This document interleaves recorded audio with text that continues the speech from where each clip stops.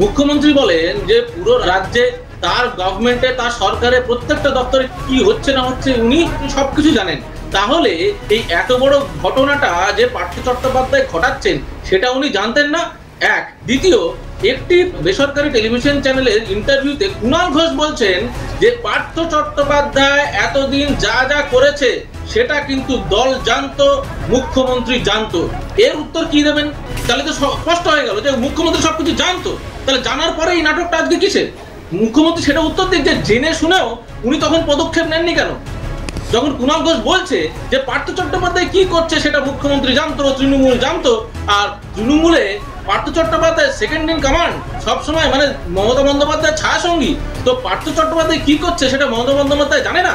তাহলে মমতা বন্দ্যোপাধ্যায় জানা সত্ত্বেও উনি এটা হতে দিলেন, সেটার উত্তর আজকে মমতা বন্দ্যোপাধ্যায়ের কাছ থেকে আমি বলবো সুমন বাবুরা নিন।